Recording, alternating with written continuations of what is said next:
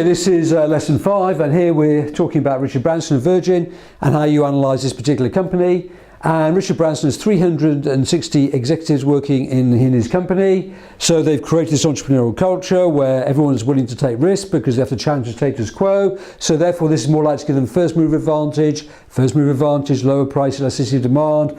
Therefore they'll be able to charge higher prices. Therefore they'll be able to build the brand. All of this is analysis. Then we've got Ansos Matrix can come in there. So therefore they can diversify and take advantage of new and growing markets. Therefore the risk reward ratio will be improved.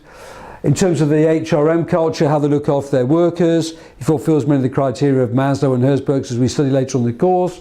You're giving workers more responsibility.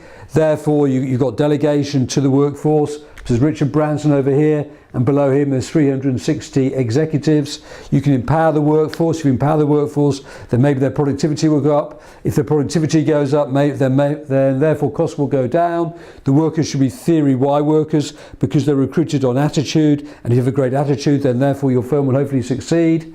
So all of this here will lead to higher productivity and a better firm. In terms of innovation, they've got Intergalactica out. I know recently it's just crashed. However, they spent loads of money on research and development, which is a risk because they are trying to be the first ones in the market. There's a race to get into space, and therefore that action is going to hit their cash flow. However, if they are the first ones to get into space, that's going to give them a great USP. It's going to help to build their brand. That will help to build the firm in all sorts of different directions, etc. However, right now maybe this is a risk too far, and maybe it will lead to poor publicity. Anyone who innovates that much is always at the risk of getting it wrong. But they've also innovated into renewable technology with the latest climate change report that's come out. Then this is going to be a huge issue in the world. There's a massive growing market for it. If they can create the first mover advantage, be innovative, charge high prices, get a better brand awareness, lots of good customer feedback, loads of publicity, get their brand all over the place, then that's going to help Virgin to succeed. Okay, thank you.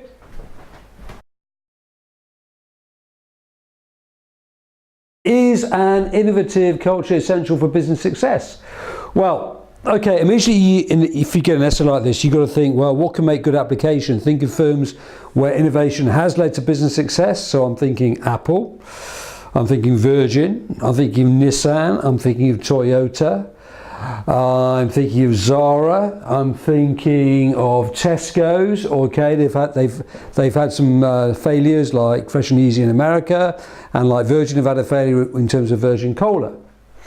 But some firms did innovate, and it has led to massive losses. Now it's quite easy, we can just talk about the banking sector here. So RBS, Lloyds, and maybe Intergalactica isn't going to work for Virgin. Now, but there's also some firms that have failed to innovate. Firms like Comet, like Chrysler and GM and Nokia and Woolworths, all these firms failed to innovate, and therefore they lost a lot of market share. But actually some firms that, it's not so much they don't need to innovate, but the whole basis of why they're here is slightly different. So they've innovated in terms of having lower costs than anyone else. So you could call that innovation, but it's a very simple model that they're actually going down. And this is like Domino's, Aldi and Primark. So once we've got that, we've immediately got a good application within an essay. Right. And then we've got to analyse it and say, well, Apple has clearly innovated, therefore they can charge high prices, therefore they've got a low price elasticity of demand, therefore they can go out there and they can build up a brand, therefore they're going to make more money, and therefore they can spend more money on research and development. They're still making loads of profits. They've got £164 billion for the cash. They also cut costs because they make their goods abroad, so it's not just about innovation, and it's about great customer service when you go into their shops. It's all sorts of reasons about why they are effective. But so is Samsung, and Samsung are maybe not quite as innovative as Apple, but they bring out cheaper versions of these products from their particular company. Next one on there is EasyJet and Ryanair. Then you can quickly analyse to say why they've done so well, and they've done very well because there was a recession and there was a massive increase in demand for holidays abroad because people's incomes are rising, but they couldn't afford to pay for British Airways, so therefore they wanted cheaper flights. So therefore these companies came up with a good business model, which had a high price elasticity of demand. So therefore they could lower their prices, and by lowering their prices, demand increased by to a much larger degree. And then we've also got Nissan in there and Nissan Leaf. Why they've succeeded, they've decided to go for an electric car. Perhaps this is a really good idea because due to climate change, maybe we're going to have to stop using petrol, and they're going to be at the forefront in terms of research and development. Everybody's going to want their cars, so therefore they're going to make loads and loads of money out of it. But just to say that an innovative culture creates a successful firm would probably be clearly incorrect. Right, so you've got to convince the examiner here that you're quite clever. Yes, innovation is very important, but you also need good bureaucracies. You need good management. You need good leadership. You need to have lots of cash available. You need to try and reduce your costs. E.g., Apple moving to Foxconn.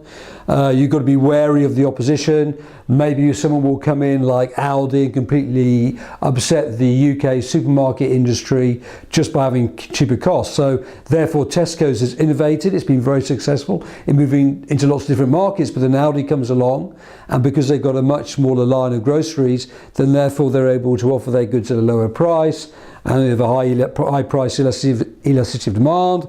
Incomes in real terms at the moment are falling in the UK, so therefore people want to buy goods with lower prices. So that's how you approach an essay like that. So make sure you get the application in, make sure you get the analysis in, and then when you come to the evaluation at the end, it becomes a relatively straightforward thing to do because you've got lots to talk about. Okay, thank you. On this part of the course, number 5, we're doing leadership and culture, and here is to what extent can leaders make a significant difference to the long-term success of an organisation. Now you very explicitly need to focus on the long-term success of an organisation, and we'll also look at the term entrepreneurial culture, and if you can create an entrepreneurial culture within a firm, then that culture may continue to exist. So your firm may continue to go out there and challenge authority, take risks, therefore innovate, and therefore be successful. Now we've got a number of different companies on here, and I would say Anita Roddick has succeeded in creating a long-term legacy. Okay, Anita Roddick has obviously passed away a couple of years ago now, but she introduced the whole idea of corporate social responsibility, and that process has continued. No testing on animals, looking after the communities, natural products. But that whole idea has continued, and although the company's been taken over by L'Oreal, it's continued to do very, very well indeed. Now that doesn't mean it will continue forever and ever into long term, because it may be that Lush will come in and it will take up some of their market. The second one is Howard Schultz, who runs Starbucks. Can't say the word. And now Starbucks did very well under Howard. Get over that one. Did very well under Howard, and when he left they continued to do less well or even badly, and so he was asked to come back again. And he said they'd just made one basic error, which was that they'd focused on growth rather than focusing on quality. So therefore he just reined back the growth. He even sold a few of the coffee houses, and they continued to do well. So that would suggest that he hadn't set in the right processes for that company to continue to do well in the future. Steve Jobs and Apple, well, obviously he died a few years ago as well, but they've continued to do really, really well. In fact, they're making even larger profits than when he was in charge. But they've continued with that innovative culture. They've continued to try and break new boundaries, which is the culture that he set. But that doesn't mean that they'll be guaranteed to have long-term success, because maybe another organisation will move in and they will continue to do well. Bill Gates often says that when he left Microsoft, the reason why they've done so well is because he built up a good team. So he still advises Microsoft, but he's away from the day-to-day running of that particular company. So the good team has continued to do well. So therefore the company has continued to do well. As we've already spoken about with Richard Branson and Virgin, the whole setup is made up so it is very, very entrepreneurial, with loads of different companies that are run privately, where they raise their own money, they don't have shareholders, and they're constantly trying to challenge authority. So you would expect, therefore, this particular company, Virgin, to have a very good chance of long-term success, just because of the nature of the beast and the way it's got those 5 criteria. And if you can fulfill those 5 criteria, then there's an opportunity of setting up in that marketplace. And lastly, with Terry Leahy and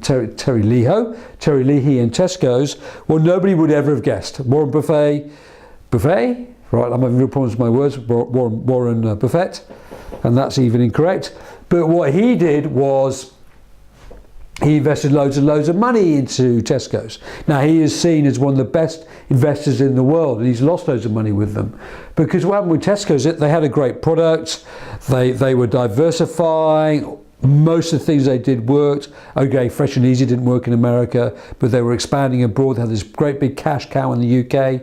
Could they expand their model all over the world? They had success in Thailand, they had success in Poland, in Eastern Europe. Therefore, it looked as if the company was just going to get bigger and bigger. Then a recession came along in 2008.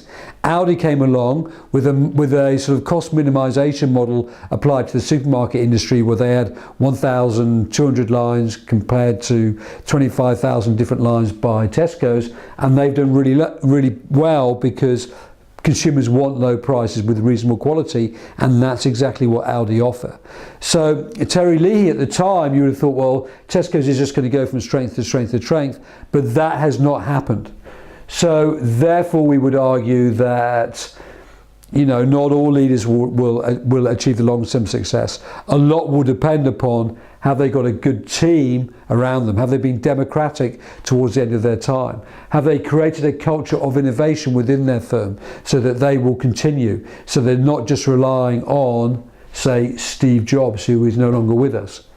Okay, so I think the key thing to about this, a lot of candidates will just go in there and write about leaders, but they won't focus on will it lead to long-term success. And then that should really draw you into, okay, culture and analysing the sort of cultures that you want and the sort of systems that you want. A bit like, you know, what I was talking about in lesson 5 of this particular part. Yep, leaders will make a difference to long-term success, however, not all the time. Okay, thank you.